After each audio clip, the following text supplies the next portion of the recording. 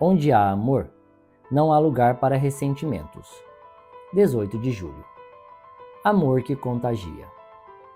Filhinhos, não amemos de palavra nem de boca, mas em ação e em verdade.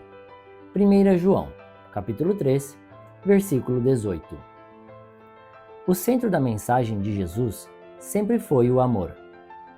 Quando olhamos para o amor dele pelas pessoas, percebemos que suas falas eram sinceras, práticas e profundas, como alguém que falava com autoridade, pois de fato colocava esse amor em prática em suas atitudes. Por essa razão, muitos, ao se sentirem amados, eram atraídos por Jesus. Algo interessante é que esse amor permeia toda a criação. Eu gosto muito de assistir a documentários sobre animais. Esse é um hobby que normalmente compartilho com os mais próximos. Se tem algo que observo na natureza, é quanto os animais da mesma espécie tendem a defender uns aos outros. Eu entendo que esse é o instinto de cada espécie, mas vejo nisso também uma expressão de amor e cuidado. Tenho muito presente em meu coração um ensinamento de minha mãe. Certa vez, quando criança, eu disse que meu pai só nos fazia sofrer e que se eu fosse maior de idade, o mataria. A resposta dela foi: "Não fique com isso em seu coração, meu filho. Seu pai é um homem bom. Ele só faz isso por causa da bebida." Minha mãe contagiou o meu coração com o seu amor, e a sua atitude impediu que qualquer raiz de amargura vingasse em meu coração. O que o impede de demonstrar o amor de Deus no dia de hoje? Filhos expressam aquilo que recebem do Pai. O fato é que Deus já derramou seu amor imensurável sobre sua cabeça. Entenda que o amor não é um sentimento apenas, mas sim uma atitude que leva você a manifestar o reino e o padrão dos céus na terra. Palavra-chave de hoje: amor. Leitura bíblica, Atos 24. Atos 24. Paulo é acusado. 5 dias depois, o grande sacerdote Ananias foi até Cesareia com alguns líderes do povo e com um advogado chamado Tértulo. Eles se apresentavam ao governador Félix para fazer acusações contra Paulo. Depois que Paulo foi chamado, Tértulo começou a acusação dizendo: "Excelentíssimo senhor governador, o seu governo nos tem trazido um longo tempo de paz, e graças à sua sábia administração, muitas reformas necessárias estão sendo feitas para o bem deste povo. Somos muito agradecidos por tudo aquilo que temos recebido em todas as ocasiões e em todos os lugares. Mas não quero tomar muito do seu tempo e por isso peço que tenha a bondade de nos escutar apenas um pouco mais. Nós achamos de fato que este homem é uma peste.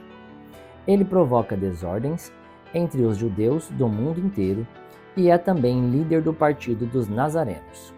Além disso, tentou profanar o templo e então nós o prendemos. Nós íamos julgá-lo de acordo com a nossa lei. Mas o comandante Lisias veio e o tirou de nós à força.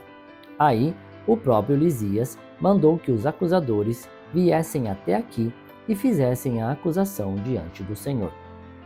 Se o Senhor fizer perguntas a este homem, ele mesmo confirmará todas as acusações que estamos fazendo contra ele." Então os judeus concordaram, dizendo que tudo era verdade. O governador fez sinal para que Paulo falasse. Então ele disse: "Eu sei que há muitos anos o Senhor é juiz do povo judeu, e por isso eu me sinto à vontade para fazer a minha defesa na sua presença. Como o Senhor mesmo pode comprovar, faz apenas 12 dias que fui a Jerusalém para adorar a Deus.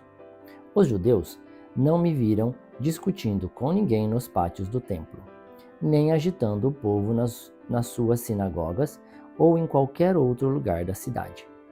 E eles não podem provar nenhuma das acusações que agora estão fazendo contra mim. Porém, uma coisa confesso ao Senhor: eu sigo o caminho que os judeus dizem ser falso, mas é desse modo que sirvo ao Deus dos nossos antepassados. Creio em tudo que está escrito na lei de Moisés e nos livros dos profetas. Eu e os meus acusadores temos esta mesma esperança em Deus. Todos vão ressuscitar, tanto os bons como os maus. Por isso, faço tudo para sempre ter a consciência limpa diante de Deus e das pessoas. E Paulo continuou: depois de ter ficado fora de Jerusalém durante alguns anos, voltei para lá a fim de levar algum dinheiro para o meu próprio povo e para oferecer sacrifícios. Quando estava fazendo isso, depois de eu ter acabado a cerimônia de purificação, alguns judeus me encontraram na área do templo. Não havia muita gente comigo nem desordem. Porém, alguns judeus da província da Ásia estavam lá. São eles que devem se apresentar diante do Senhor e fazer as acusações, se é que tem alguma coisa contra mim. Ou então, que estes homens que estão aqui digam se, quando eu estive diante do Conselho Superior, eles me acharam culpado de qualquer crime. Quando eu estava de pé diante deles, eu apenas disse em voz alta: hoje estou sendo julgado por vocês, porque creio que os mortos vão ressuscitar. Então Félix, que estava bem informado a respeito do caminho, deixou a questão para depois, dizendo a eles: quando o comandante Lisias chegar, eu resolverei o caso de vocês. Ele mandou que o oficial pusesse um guarda para tomar conta de Paulo e ordenou que lhe dessem alguma liberdade e licença para receber ajuda dos amigos. Alguns dias mais tarde, Félix veio com Drusila, a sua esposa, que era judia. Mandou chamar Paulo e ouviu falar a respeito da fé em Cristo Jesus. Mas, quando Paulo começou a falar sobre uma vida correta, o domínio próprio e o dia do juízo final, Félix ficou com medo e disse: agora pode ir. Quando eu puder, chamarei você de novo. Além disso, Félix esperava que Paulo lhe desse algum dinheiro. Por isso, o chamava muitas vezes e conversava com ele. 2 anos depois, Pórcio Festo ficou no lugar de Félix como governador. Félix queria agradar os judeus, por isso, ao sair, deixou Paulo na prisão.